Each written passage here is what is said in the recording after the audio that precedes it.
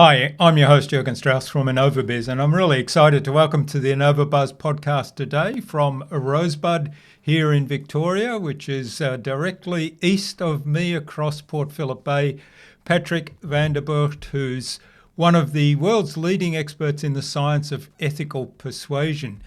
Patrick is a Cialdini certified trainer and author. He provides business owners and professionals with a proven framework to build stronger connections and achieve their most important outcomes. Welcome to the Innova.Buzz podcast. Patrick, I'm really stoked to have you. Thank you, Jürgen. It's great to be here. Excellent. Now, before we dive into our conversation, just a quick note for our listeners, particularly if this is the first time you might be listening into the Innova.Buzz podcast. So each episode we've got awesome guests like Patrick, and I like to have a candid, practical conversation with those remarkable guests, exploring how they create impact and how they build human connection in their work. At the end, so it's all a conversation, but at the end we pose 3 rapid fire questions that we call our signature buzz round, and that's quick answers, maybe some quick actions that Patrick will share with us at that time. Now, for the listeners, think of this as a seat at the table. So you're here with me and together with Patrick, and we're actually all learning together, hopefully. And all the show notes, the resources and the highlights will be in the show notes at the end, so you can revisit anything that sparks your curiosity. Now, Patrick, I'm really looking forward to our conversation today, because with our brief chat before this recording, it really resonated with me, and some of the things you talked to me about highlighted your passion for applying these principles to empower particularly young people for the future, and it feels like such a critical mission. Now, can you share about what drives you in this mission and what's the impact you aim to make in the world? I guess I was introduced to this whole topic when I was trying to be a better sales rep than I was and being more successful. And discovering persuasion science or the science of human decision making really opened my eyes in terms of this different way of communicating, where we can increase the amount of cooperation or compliance that we get. Not that we're trying to twist anybody's arm or make them do what they don't want to do, but you can formulate your request. And this doesn't have to be sales related. I mean, obviously in sales, that brings the money in, and that's why I'm often called in to deal with sales teams, but it's about communicating with people in general. You can communicate in one way and get a certain amount of yeses to your proposal or your request, or you can formulate that in a different way, putting facts in the situation that were naturally there, but which make it easier for somebody to make a decision, easier to make a yes decision. And now you get a lot more yeses out of the same proposal, essentially.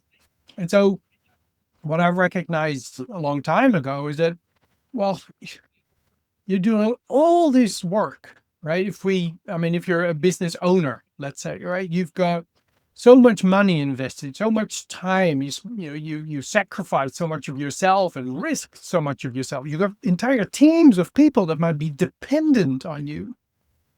And then to go at it without maximizing the amount of yeses, cooperation that you should be getting, that you could be getting, and just going for a much smaller amount, that just to me looks like, total unnecessarily amount of risk you're taking, and you're reducing the amount of success that you really ought to have. And so I think it's such a shame to see that happening. And of course, everybody, we all see the world through the lens of our experience and expertise, right? And somebody who's in finance, they'll look at the world and go, "Oh goodness, you could refinance that so much better," and pay less interest, or those sorts of things. I look at the world through the lens of the science of persuasion, and so I see advertising, I see a website, I see a pitch, I see a brochure, I see a menu in a restaurant, and I cannot look at it and go, you're missing out on opportunities here. You're missing, your average sale could be higher if you just did this, right? And so because it's ethical, there's no lying, no cheating. It's just bringing the right facts to the surface to make it easier for somebody to make a decision. It really awoke a passion in me because, yeah, it is ethical and it is so potent. And so I love sharing this with people, and that's why I'm grateful for this opportunity to hopefully touch the lives of the people that are listening to this. Because I remember when I was first introduced to this, like I couldn't believe it, how relatively easy, well, certainly easy to understand. Applying it takes a bit of practice. But how relatively easy it is and how potent it is. And you don't have to lie or cheat. So yeah, I love explaining it to people. I love it to see in an audience when the penny drops and they look at you like, what, you're serious, right? And it's funny too, because human decision-making and the research in human behavior is hilarious at times. It's also scary. But yeah, powerful stuff. And so it's, I think we're 25 still going. When you first discovered, you said when you discovered this, how it suddenly opened your eyes to what was possible here. That sounded like such an important fork in the road in your journey. Can you take us back to that experience and what was the specific principle or story that flipped the switch in your mind, making you think that, hey, this is what I've been looking for all my life when I've been aiming to be a successful salesperson? Yeah, sure.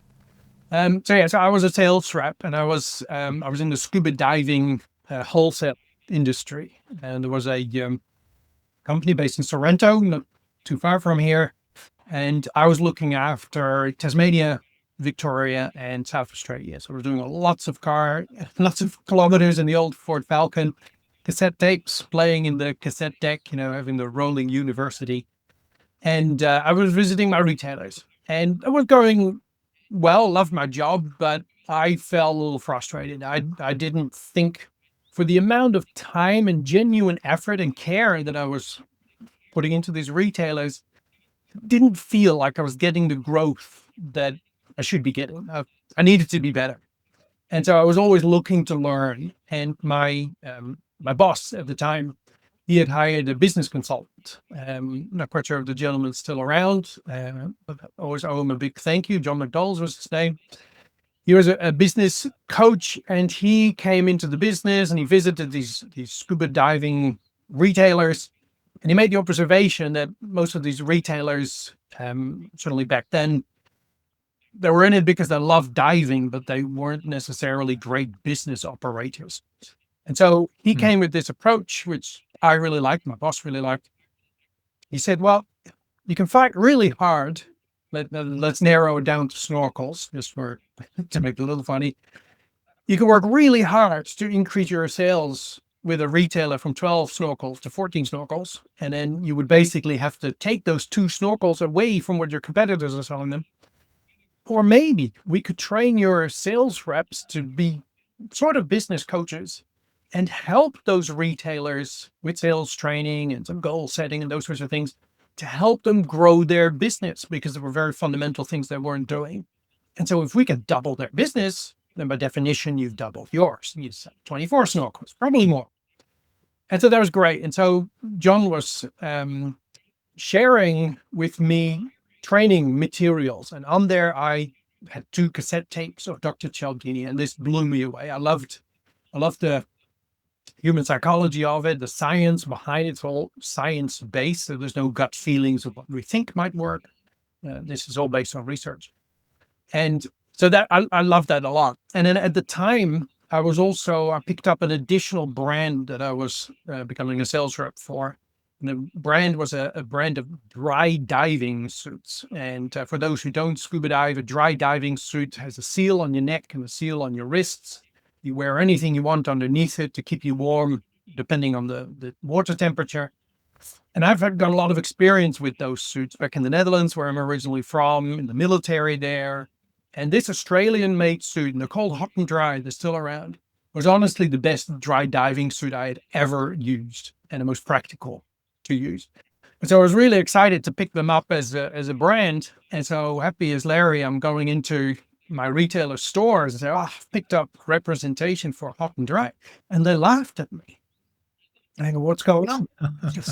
They explained that last year, there was this big problem, and I didn't find this out until my retailers told me about it. Apparently, the inner membrane suit is supposed to keep you dry.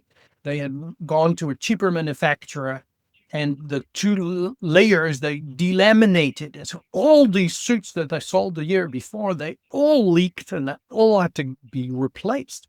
And so my retailers were going, we're not touching that again. Thank you very much. And so here I had a problem. I knew I had a great suit. That problem was finally fixed, but my retailers didn't want to have a bar of it. And so having Dr. Cialdini's information there, I dove into it, as in, how am I going to rescue this situation? And I used the principles that were there where I could, and actually described that in that book that I wrote with some of my fellow trainers, How to Hear Yes More Often. And I dived in to see, okay, which principles are there? And that's what we should all do with all our communication and influence challenges. What principles of persuasion are there naturally in the situation? What can I bring to the surface? And so I did that. And anyway, make a long story short, in 18 months, we were market leader with that, which was quite a turnaround from being laughed at. So that I was converted for life, basically, that had such a power to turn such a situation around, and everybody loved it. It's not like, people don't like to be persuaded when it's based on their own values and their own interests. Does that answer your question? Yeah, it does. And you said something there, and I think it's probably a good point now to ask this question, and that's the line between ethical persuasion, and I know you're very strong on ethical persuasion, but where's the line between ethical persuasion and manipulation? Because like with all fantastic tools, they can probably be equally well used for evil. And if somebody understands these principles, and we'll come to the principles a little bit in a moment, but if somebody understands these principles, where's that line between the ethical persuasion and the manipulation? Yeah, thanks for asking that. I think it's an important thing to bring up. Also, because when you mention the word persuasion to most people, they think manipulation, right? And it have to be. You certainly can use the principles of persuasion unethically and steer people in a direction based on lies. But the research has shown that might produce short-term win, but it is long-term disaster, because people don't tend to come back to a situation where they didn't do well in the bargaining, in the arrangement. And so research shows that if this is used ethically, then it produces both short and long-term success. So we definitely want to use this ethically. Also, Dr. Cialdini, he wanted to demonstrate to larger corporations that there was this cost associated to using persuasion tactics unethically. And so they did some research, and he identified 3 cancers. We call them cancers. One of them is that most of us, we don't actually like being unethical to other people. There's something within us that doesn't like the fact that we cannot get ahead unless we lie and cheat our way forward. And so in corporations where we ask employees to do things that are unethical, to tell lies. And I can give you an example. You go into a shoe store and you're shopping for shoes for, I don't know, let's say a wedding 3 weeks from now. You find this pair of shoes and they like them. They might do the trick, but you might want to keep shopping just a little bit longer. You could come in later and pick these up if you wanted to. And then the salesperson says to you, well, they look great on you. But just so you know, this is the last pair I've got in this size, in this color, and I can't get any more for 4 weeks. What do you buy them, right? Even if you could bring them back, let's say, right? But you're not leaving that store without them. Now imagine that, I don't know, 2 hours later, you walk by the store and you actually, I should get some shoe polish in the same color, right? And so you go back into the store and wow, surprise. There's another pair of series in that size, that color, back on the right? Now, you know that, well, you can't trust whatever that person says anytime in the future. And you might not trust anything else that that person and that store or that brand says in the future. You may very well avoid that store forever, right? And what happens nowadays is that people grab their phones and they make a video. And do a Okay, review. so I just bought these here and the guy said this, right? And here they are, right? And that goes on social media. And now, faster than ever before, we can destroy a personal brand and a company brand almost overnight.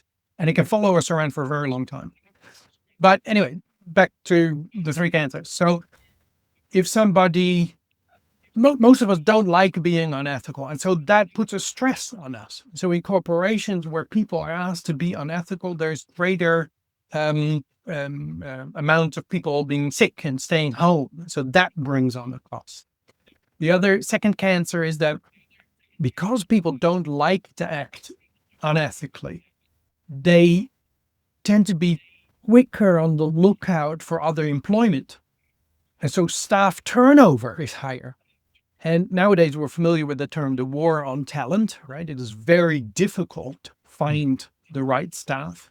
And when you do find someone, which is costly already, then you need to train them to figure out that they even have the skills and the attitude that you really want, right? And so that's a very costly process. So the turnover of staff to be larger than you want it to be, that is a major cost to corporations or to companies.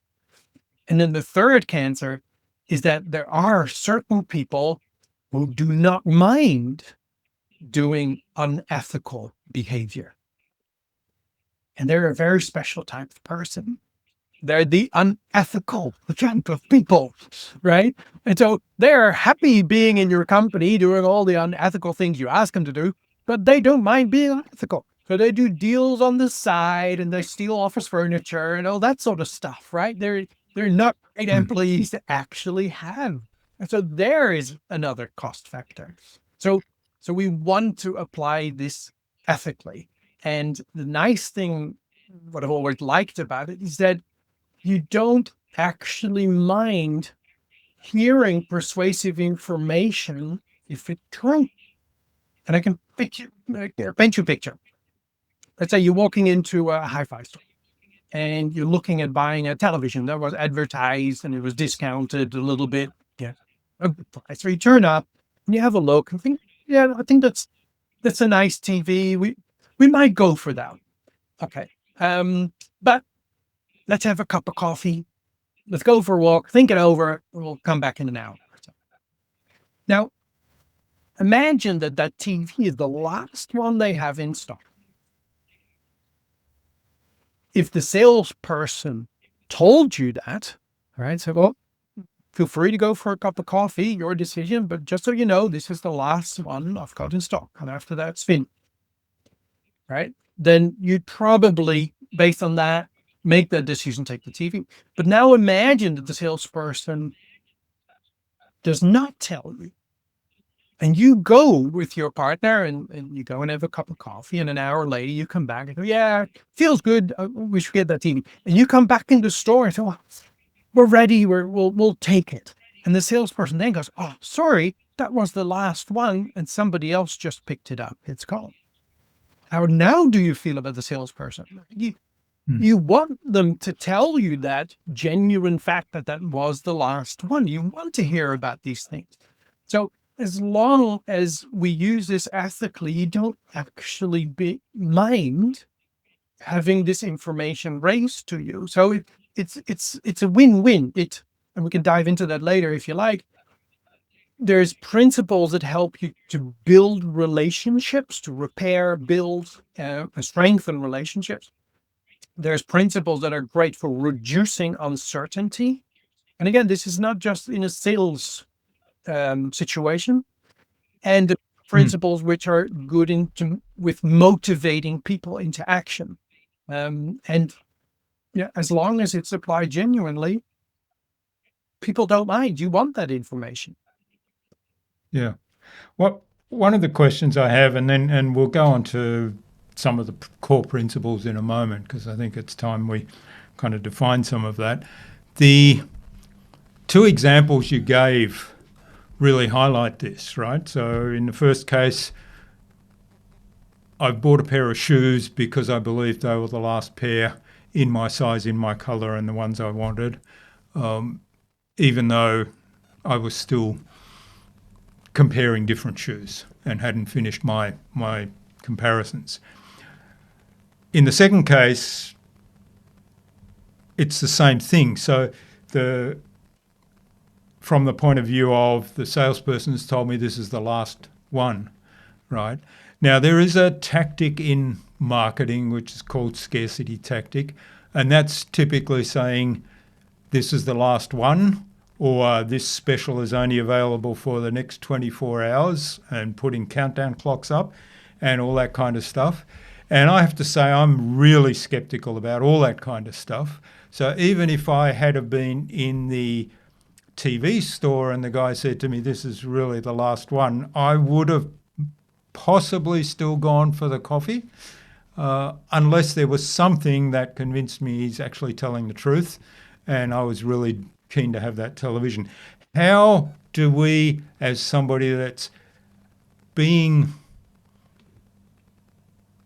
as the receiver of somebody trying to persuade us, let's say, how do we recognize, is this an ethical technique? Is this ethical persuasion, or is it borderline, let's say, in terms of, say, those marketing scarcity tactics? Yeah, and it's interesting for you to raise that. So, yeah, I've been on many websites. Supplements have a tendency to always be low on stock, and the offer is only valid for another 2.5 hours, right? And if you come back tomorrow, it's still low on stock, and it's still only available for another 2.5 hours, right? It just yeah. The clock seems to have stopped.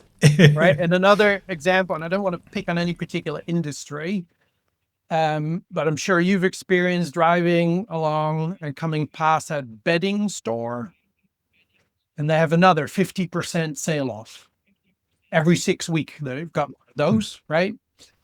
Yeah. Right. The closing down sale is a good one too. Exactly. Closing down sale every 3 months. And still not closed. Here in Australia, there's this company that sells knives and kitchen sort of bits and pieces, right? And there's always a whole plaster of bright orange and yellow discounting 70% off, right? And it's like the whole year it looks like that.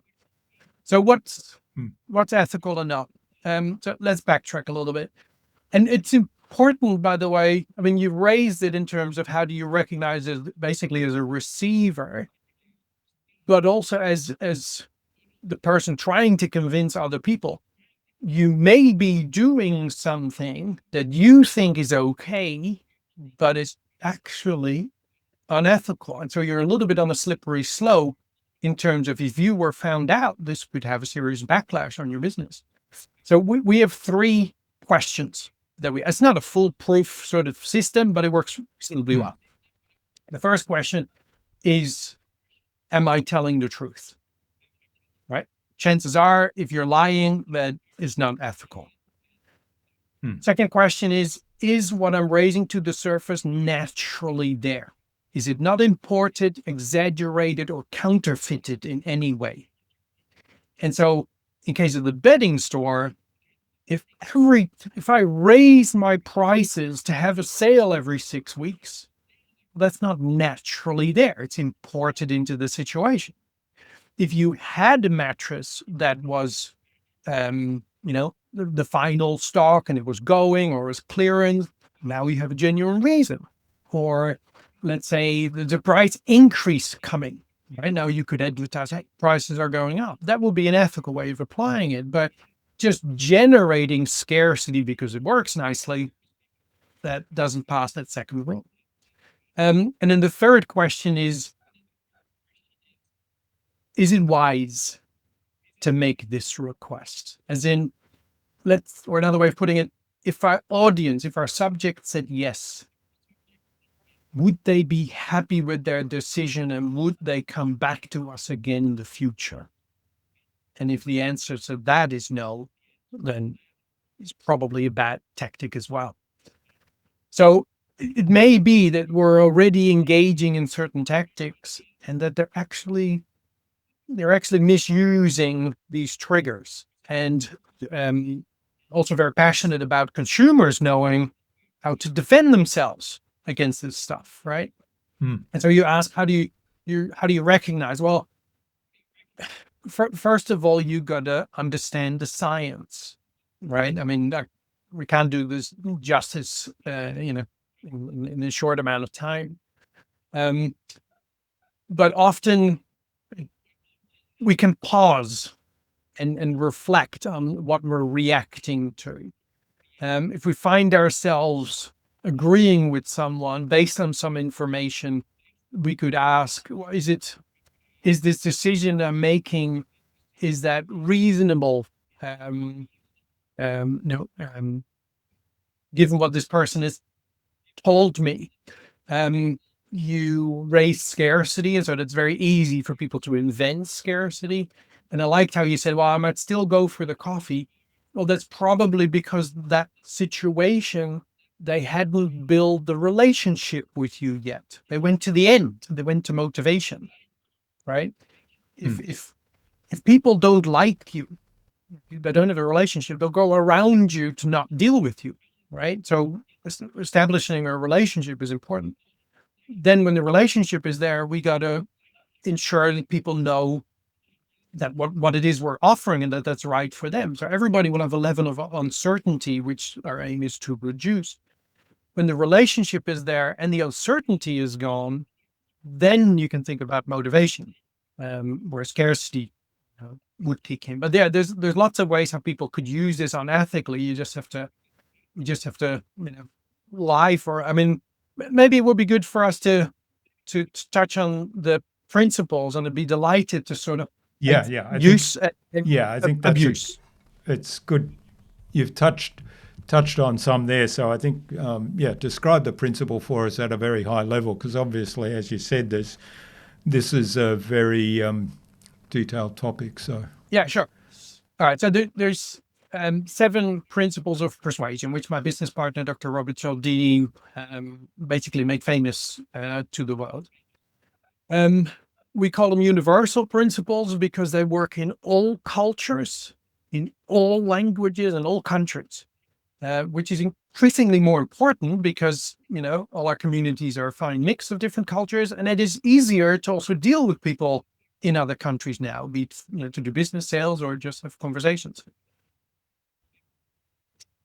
All right, so there's the principle of reciprocity. Let's begin with that one. So people have basically been trained as children to not take without giving in return. We have nasty names for people who take without giving in return, right? When we're little and grandma gives us something, right? Then our parents go, well, wasn't that lovely of grandma? Now what are we going to do for grandma, right? We get trained in wanting to return the favor. And we are conscious of the fact that people might perceive us as somebody who takes without giving in return. And so we go to great lengths to repay the behavior that's first given to us. There's like an emotional bank account, and that goes out of balance. You do something nice for me, and now I got to do something nice for you. But because I want to make sure that you feel I've reciprocated, I often go beyond, right, and do extra things to you. And you think, isn't Patrick such a nice fella, right? And now you feel a little bit indebted to me again. And it's actually a beautiful system, because within societies, it gives us an ability to to give something to another person without actually giving it away. It is a distribution of resources, which is beautiful. And so people cooperate more with those people that they feel they owe something to. And so, from a bird's eye perspective, and I try not to go too deep, we want to genuinely help other people. And so it has to come from that intent. It should not come from, what can I give someone so that they will reciprocate to me a larger thing, right? Now I'm crossing that border, right? So we should ask, how can I genuinely help this person, which might be with information or time or attention, or maybe a gift that they could use or something. That is not as easy and straightforward as it turns out. But I'm conscious of the time. Let's I need to get through all this. Yeah. We'll move on to another one. Yeah. But from a how can this be abused perspective, I've got a great example actually. I was in a shopping center and they had one of those in the aisle pop-up shops, and it was beauty products, skincare, and that sort of stuff. And I remember I've got long legs and I got quite a bit of pace through me, and I've got my hands full with stuff. And so I'm pacing through the shopping center, and there's this lady that sort of, steps a little bit towards me, and she has this tiny little satchel in her hand, right? She extends it to says, "That's you." Right. And I managed with a free hand to sort of grab the satchel in my stride, right? I was still going. And the moment I grabbed it, she goes, "Can I ask you a question?" And I felt my legs buckle, right? And of course, this satchel is worth 2 cents, right? But because I'd accepted it, I could now not keep walking. Right? Because she'd given something to me. She was nice to me. And now I have to be nice to her. But recognizing what also happened, I recognized, hang on, this was a trick, right? To slow people down in their stride. So I could have done 2 things. I could have said, "No, sorry, I'm in a hurry," and kept going with the satchel. "Thank you very much." Right? Which would have been perfectly fine, right? They were giving it away.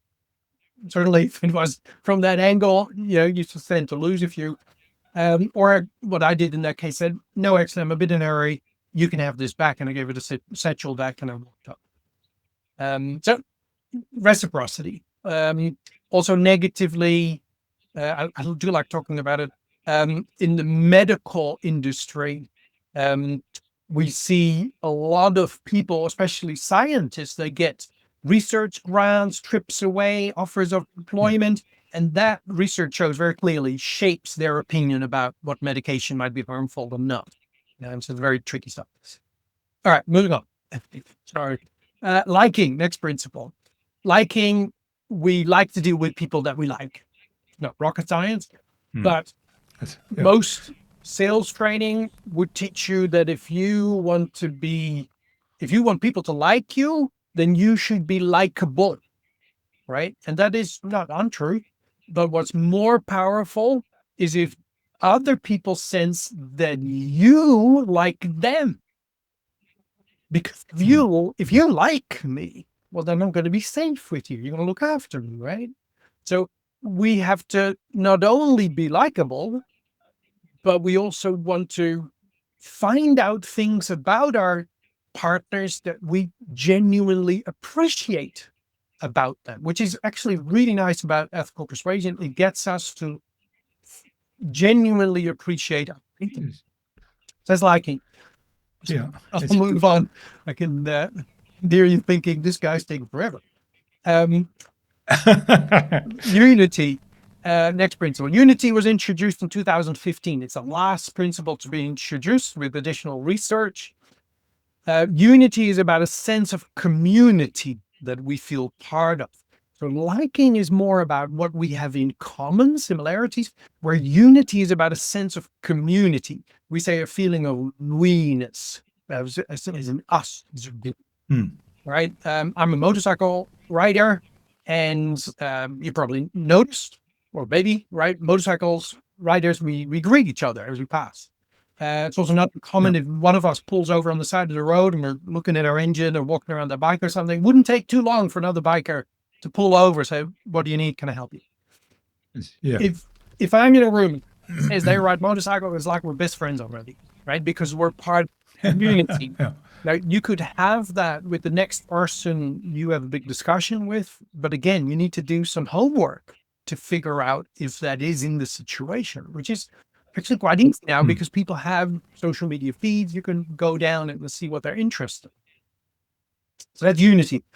Co-creation is also part of unity. So making things together. And Dr. Cialdini says that that's the biggest development in persuasion science in the last 2 decades. So yeah, when a man like that says something like that, then we need to pay attention. So co-creation. All right, then social proof. A lot of us are familiar with social proof. It's now very popular to ask for reviews about our products and our service. And that's a type of social proof. 89% of online shoppers say that online reviews are very important to them. Detailed online reviews are important to them when deciding on what and where to buy, right? So obviously that's important. And so a lot of business owners have certainly jumped on that and now collecting reviews, but it's only one component of social proof. There's a lot more strategies to social. Yeah. But yeah, social proof works because when we are uncertain, we follow the actions of others, especially when they're numerous and when they're similar to us. And so, yeah, we should collect information about what other people are doing and tell that to the people that we're talking to. So online reviews, for example, do that. Now, of course, they can easily be faked. I would think that online reviews are probably the most falsified piece of information. And people do know that. They do work that out. Our acceptance of online reviews was far higher in the beginning, and now we're getting more cautious because you can pay people to, first of all, you can write reviews yourself, just put a made up name underneath it. You can pay people $5 to make a video about how wonderful your product is, right? All this stuff gets falsified. So we have to be careful with it. But often the more details are in it, that you start getting a little bit of a feeling that, okay, this could be genuine, but we do have to be careful. What's an interesting discussion, we can go there later if you like, is what is the most persuasive average, let's say, Google review score to have for your business? And it's not 5 stars. I can tell you that. 5. Yeah, that's right. Yeah, it's 4.7 or 4.8, I think, if I remember correctly. We can go into that later if you like. Yeah. The social proof is another principle. Authority is then next principle. So authority hinges on the fact that we follow the lead of people who have superior knowledge and wisdom. And this makes perfect sense because we can't know everything. And so if there's somebody else who knows more about this than I do, it makes sense to follow that person. Right. And so, we are very eager to follow people with more expertise. Authority is also about how credible you are, how believable you are. And I know, previously we talked about some little things that people do wrong, and it actually costs them their credibility, where by making a small change with numbers, for example, you can already increase your credibility. So that's authority. Then we have consistency. So when we take a step or a stand on a particular issue, we feel an internal pressure to act in line with that previous action or step that we took. Right. And so that is an important motivator. And so in terms of persuasion, we want to communicate with people, let them verbalize what's important to them, so that when we formulate our proposal for them, when we make sure that that aligns with what they said was important, it's very hard to then say no to that if it exactly matches what you value. So that's consistency, a little bit more complicated. And then scarcity, the one you mentioned. So scarcity works because we value things more when they are less available, right? When things are scarce, when things are unique, when they're rare, when they're dwindling in availability, then their value goes up. And I'll give you a quick funny example with that. A study was done with cookies, and they had a glass jar, and the two glass jars, same size, right? Same jar. In one, they put 10 cookies, one type of cookie, 10 of those in the one jar. And the other jar had the same cookies, but only 2. And so an amount of people were asked, all right, take 1 out of the jar, taste it, right? So to 1 out of 10, and then judge it on, how valuable it might be, if it could get a good price, quality it was, everything, and also taste. The other half of the people were asked to do the exact same thing, but they took their cookie out of a jar with just 2 cookies in it. In terms of their score of what they thought about this cookie, the people who took the same cookie out of a jar with just 2 of them, they scored it better on every account other than taste. Taste was the same, because scarcity doesn't change our experience of the thing. It changes our value. Value. Excellent. Well, thanks for getting us through those 7 principles, and I'm sure we could probably spend an hour or more speaking about each one in great detail.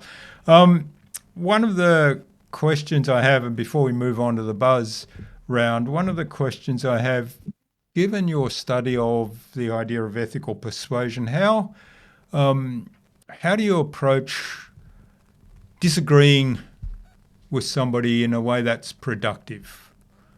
So let's say a work situation and I have this idea and you say, no, I disagree with that idea. I believe that here are the risks and I believe those risks outweigh the advantages you've just outlined. How do you take the principles of persuasion to not persuade me that I'm wrong and you're right, but to get to a situation where, hey, we're still friends, we can still work together, but we'll have a different view on this particular idea? Yeah, sure. So, of course, you can't always, right? And with the science of persuasion, it's not magic either, right? It's not like, once you learn and master this, that you can turn every person to agree with you. So that's fine. From a science of persuasion perspective, if we're trying to convince people, to persuade people, what we do, what we say, the information we bring to the surface happens before we ask them to make a decision, right? And I'll touch on what you said in a minute, but in your situation, I've already explained my point of view. You then countered and you said, no, I disagree, right? So now I can try and supplement what I've told you already to try and convince you. But as a detective of persuasion, you should have raised the things to the surface before we got to that point. But what you could do, basically, you fall back on the principles. And we were talking about online reviews, and this doesn't all just apply to online reviews, but I have a good example to maybe explain that. With online reviews, when it comes to the reader's perspective, there are the most valuable reviews for the reader are, and I hate to bring it to people, the negative reviews, right? We first read what's wrong with this company, what's wrong with this person. We look at the bad ones first, then we look at the good ones.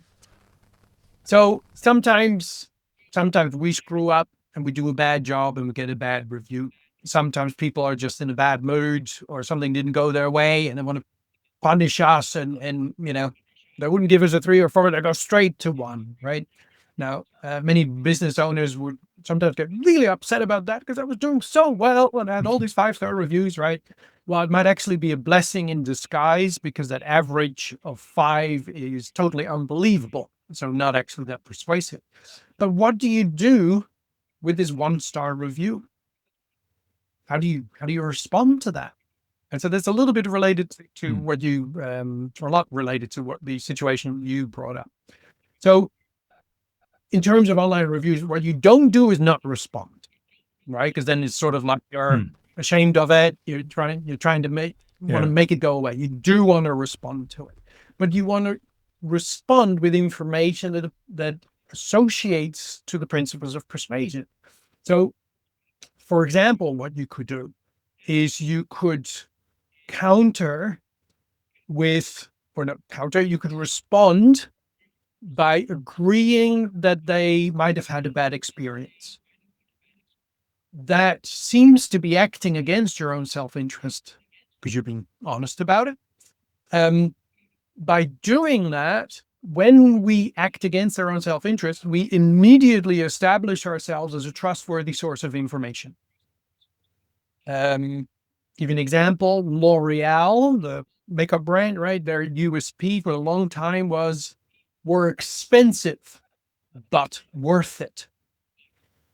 That USP got L'Oreal a 300% increase in market share, right?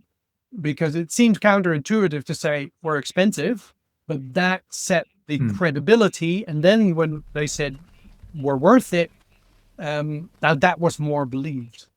So in terms of that negative review, you could, for example, say, I'm sorry to hear that your experience at our restaurant, let's say it's a restaurant, was not as you had hoped. Right now, being very honest and candid with you.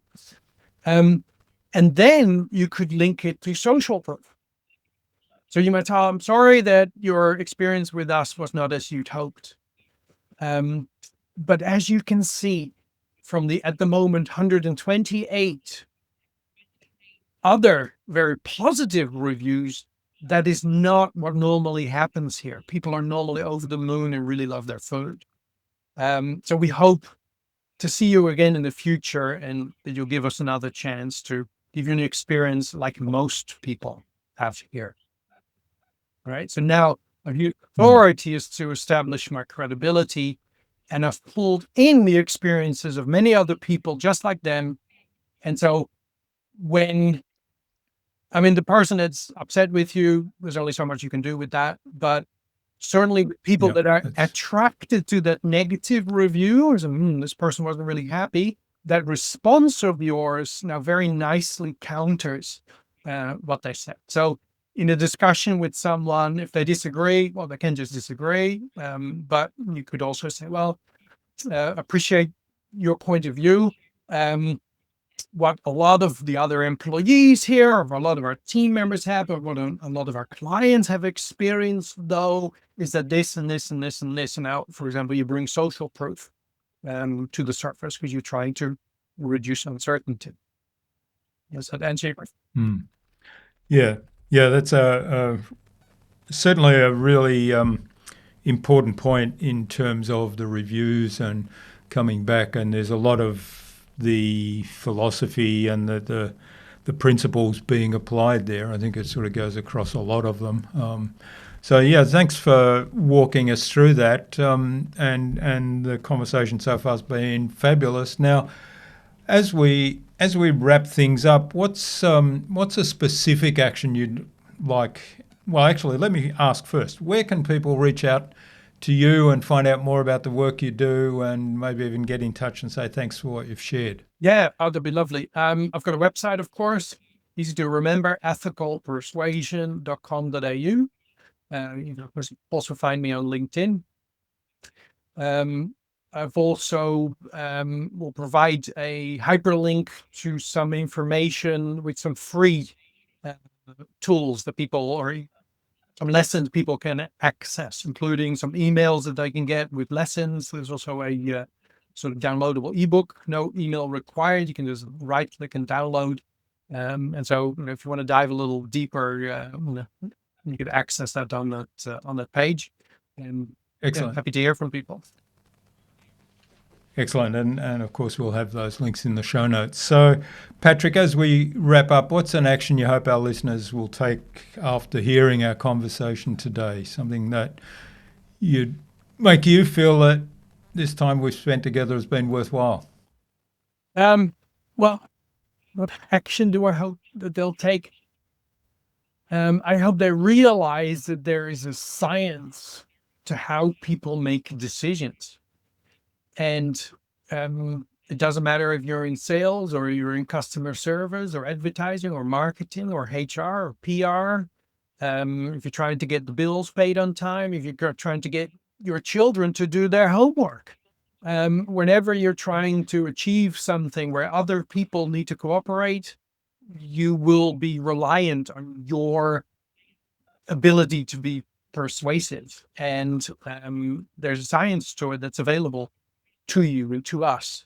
We wouldn't expect the pilot to do a great job landing the plane without knowing the science, or the chemist putting our medication together without knowing the science.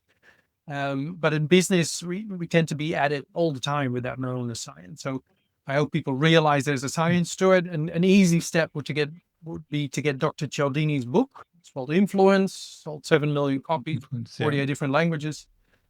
You can get his audio book as well.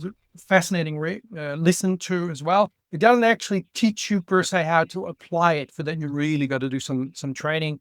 And my book, How to Do Yes More Often, takes more of a practical approach. As in, now that you've read Dr. Cialdini's book, how can you apply some of this stuff?